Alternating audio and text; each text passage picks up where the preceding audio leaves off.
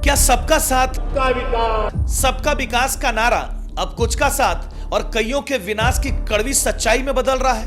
वो नरेंद्र मोदी सरकार जो हर मंच से कह रही थी कि भैया रहेंगे तो सेफ रहेंगे। क्या उसने यूजीसी के नए नियमों के जरिए उस एक में से सामान्य वर्ग को अनसेफ कर दिया है? 13 जनवरी 2026 को नए यूजीसी नियम जो आए, उनका मकसद कॉलेजेस में ऊंच नीच और भेदभाव को रोकना था, जो बहुत अच्छी बात है। लेकिन जब आप नियमों की गहराई में जाते हैं तो फिर सामान्य वर्ग के छात्रों के मन में जो डर है वो आपको दिखाई पड़ता है।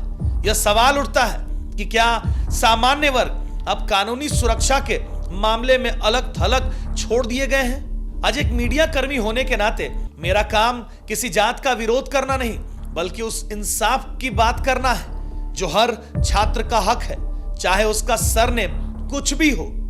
इसलिए मुद्दा केवल शिक्षा का नहीं, यह सामाजिक न्याय और बराबरी का है।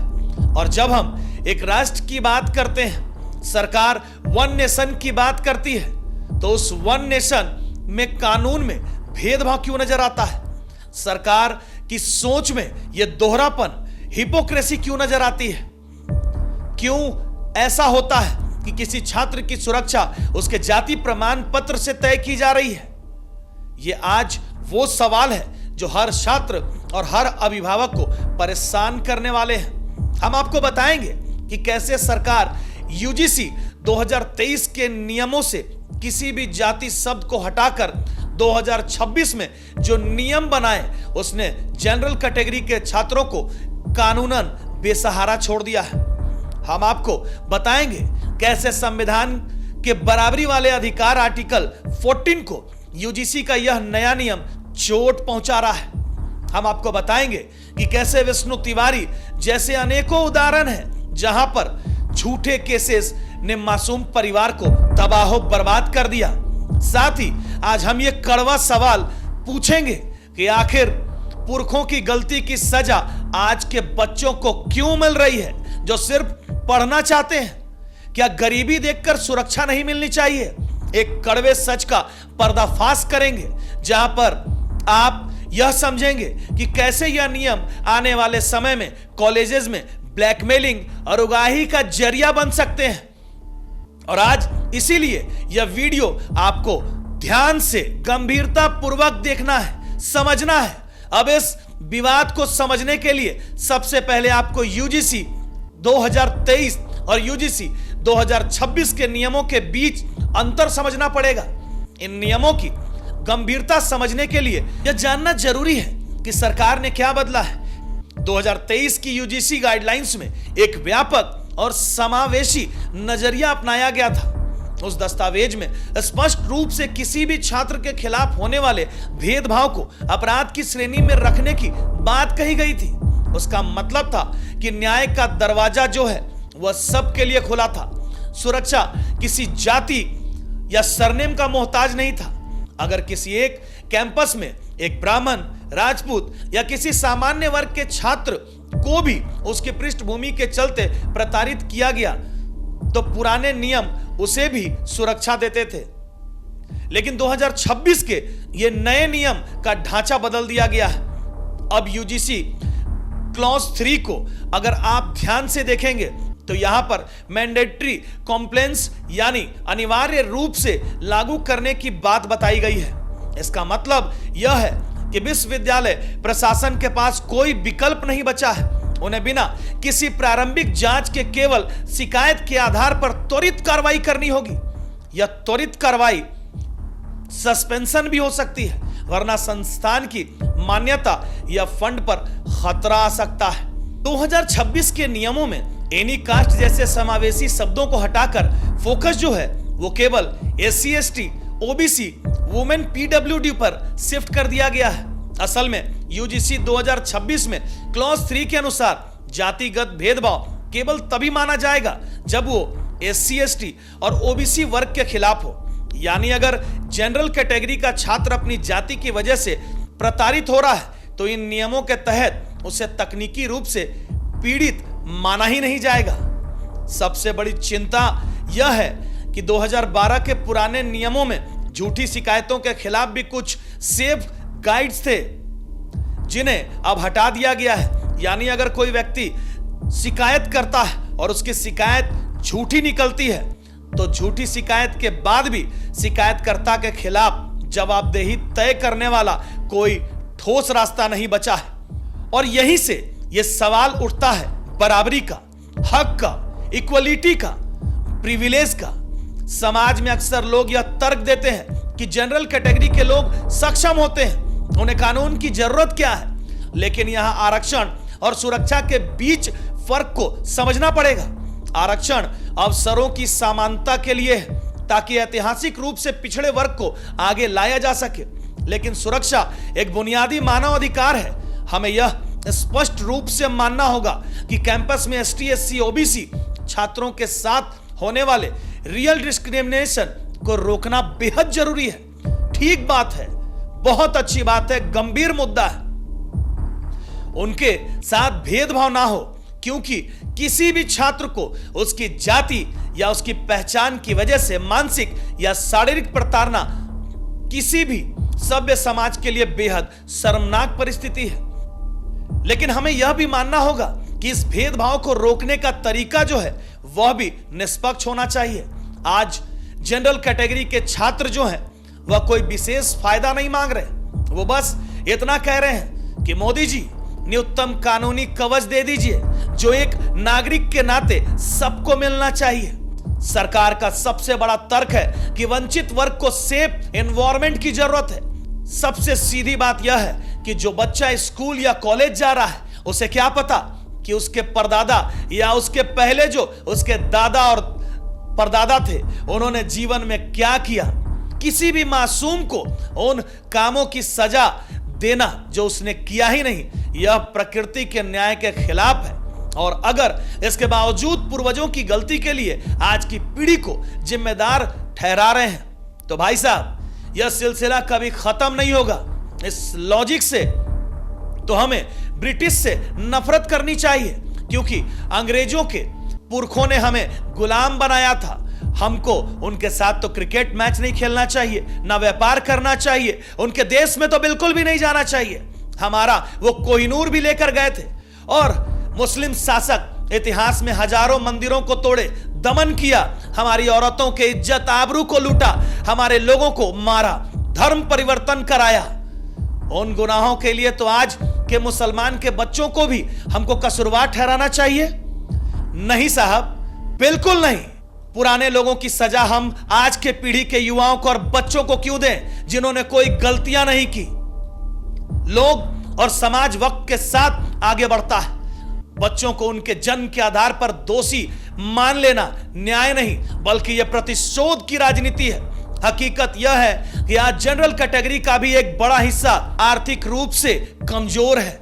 उसके पास ना तो पैरवी के लिए बड़े लोग के फोन नंबर है और ना ही महंगे वकील करने के लिए इस पॉकेट में पैसे।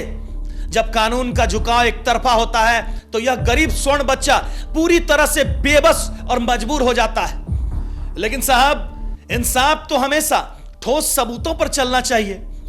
सुप्रीम कोर्ट ने अनरेस बनाम बिहार राज्य 2014 के ऐतिहासिक फैसले में साफ तौर पर कहा था कि गिरफ्तारी और सख्त कार्रवाई का अधिकार अक्सर प्रताड़ना का हथियार बन जाता है।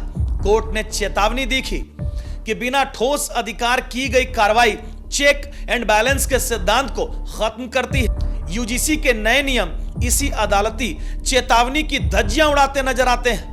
भारतीय संविधान का आर्टिकल 14 साफ तौर पर कहता है कि राज्य किसी भी व्यक्ति को कानून के समक्ष समानता या कानून के समान संरक्षण से वंचित नहीं करेगा। सुप्रीम कोर्ट ने भी समय समय पर स्पष्ट किया है कि कानून के सामने बराबरी हमारे संविधान की बेसिक स्ट्रक्चर है, मूल संरचना। लेकिन यूजीसी के 2026 के नियम यहां एक बड़ा संवैधानिक सवाल खड़ा करते हैं कि अगर कोई नियम एक खास नागरिक वर्ग को केवल उसकी जाति के आधार पर पीड़ित बनने के अधिकार से बाहर कर देता है तो वह सीधे तौर पर संविधान की आत्मा पर प्रहार है। नेशनल क्राइम रिकॉर्ड ब्यूरो के आंकड़े बताते हैं कि विशेष श्रेणी के कानूनों में फॉल्स कंप्लेंट की दायर काफी अधिक रही है। क्लॉज 10 के तहत जो सजा का प्रावधान है, जैसे यूनिवर्सिटी की मान्यता रद्द करना, वो इतना ज्यादा कड़ा है कि कोई भी कॉलेज प्रशासन सच जानने के बजाय खुद को बचाने के लिए सीधे सीधे जनरल कैटेगरी के छात्रों को सस्पेंड करना बेहतर समझेगा। मोदी जी, यह समानता लाने का प्रयास नहीं है। यह आप एक ऐसी व्यवस्था बना रहे हैं जहां सुरक्षा यूनिवर्सल बनाने के बजाय सेलेक्टिव हो रही है, और इसका नुकसान जानते हैं क्या होगा मोदी जी? कानून जो आपका है वह ब्लैकमेलिंग का जरिया बन जाएगा। इन नियमों का सबसे डरावना व्यवहारिक पहलू यही होगा कि यह कैंपस के भीतर ब्लैकमेलिंग और संस्थानिक उगाही की एक नई संस्कृति को मजबूती से पैदा कर देगा।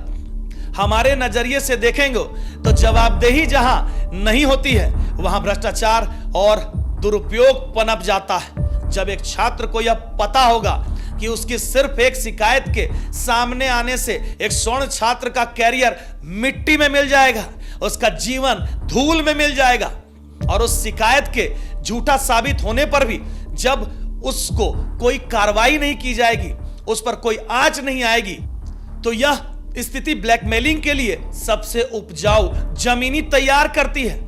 कॉलेजेस की आंतरिक राजनीति, छात्र संघ के चुनाव या फिर टॉपर छात्रों के बीच की होड़ में किसी को भी रास्ते से हटाने के लिए जातिगत भेदभाव का आरोप लगाना सबसे आसान तरीका बन जाएगा। यह तुरंत न्याय की तरह काम करेगा।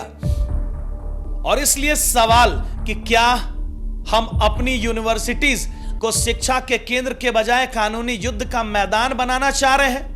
आज हमें उन कड़वे उदाहरणों को नहीं भूलना चाहिए जहां एक तरफा कानून के दुरुपयोग ने हंसते खेलते परिवार को उजाड़ कर तबाह बर्बाद कर दिया। ललितपुर के विष्णु तिवारी का मामला भारतीय न्याय व्यवस्था के इतिहास में वह काला अध्याय है। विष्णु पर झूठा SC/ST एक्ट लगाया गया था, बिना किसी ठोस जांच के उसे जेल भेज दिया गया। इसके बाद विष्णु तिवारी ने अपनी जिंदगी के 20 कीमती साल जेल के सलाखों के पीछे काटे। 2021 में जब इलाहाबाद हाई कोर्ट ने उसे बेकसूर पाया, तब तक उसकी जवानी खत्म हो चुकी थी। माता पिता भाई गुजर चुके थे, पुश्तैनी घर खंडर बन चुका था। जेल से बाहर आने के बाद उसके पास ना परिवार था, ना जवानी, ना समाज में सम्मान। अब सवाल यह है कि क्या UGC के यह नए नियम कैंपस में ऐसे ही और विष्णु तिवारी नहीं पैदा करेंगे? यह बड़ा सवाल है मोदी जी, यह सोचने वाली बात है और आपको सोचना होगा इस बारे में। क्या हम ऐसे ही बिस्क्रू बनेंगे? इस नियम से तो नहीं बनेंगे, यह हम आपको कह सकते हैं। आपसे कहते हैं कि एक पत्रकार के तौर पर हमारा काम केवल आलोचना करना नहीं, समाधान देना भी है, आपको सुझाव देना भी है।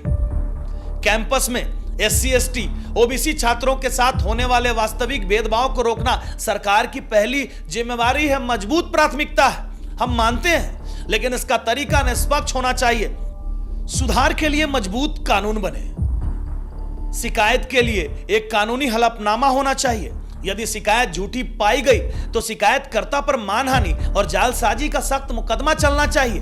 दूसरा, किसी भी छात्र को सस्पेंड करने या सजा देने से पहले कम से कम 72 घंटे के अंदर एक स्वतंत्र कमेटी द्वारा प्रारंभिक जांच होनी चाहिए। केवल आरोप लगते ही सजा देना प्राकृतिक न्याय के खिलाफ है। तीसरा, UGC को अपने नियमों में फिर से एनी कास्ट यानी किसी भी जाति शब्द को जोड़ना चाहिए, क्योंकि सुरक्षा हर किसी का अधिकार है। आप संविधान से खिलवाड़ नहीं कर सकते, आर्टिकल 40 को नहीं तोड़ सकते आप। चौथा, भारत को भी अंतर्राष्ट्रीय मानकों के अनुरूप अपनी नीतियों को कास्ट न्यूट्रल बनाना चाहिए, जहां अपराध की पहचान महत्वपूर्ण हो, ना कि अपराधिक या पीड़ित की जाति। और इसलिए आज मोदी जी आपसे रिक्वेस्ट है कि यह बातें आप सुनेंगे, समझेंगे।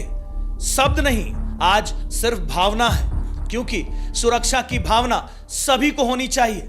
आशा करते हैं कि 2026 के भारत के जनरल कास्ट के साथ यह अन्याय नहीं होगा। अंत में एक संदेश जो देश के नेतृत्व के लिए है कि सबका साथ, सबका विकास केवल एक चुनावी जुमला नहीं रहना चाहिए, सरकार की नीति की आत्मा होनी चाहिए। जनरल कैटेगरी का छात्र कोई विशेष लाभ नहीं मांग रहा है, वो सिर्फ फेयर ट्रायल और बुनियादी सुरक्षा की मांग कर रहा है। इन नियमों के सुधार करके सरकार उस मेधावी युवा वर्ग का भरोसा जीत सकती है।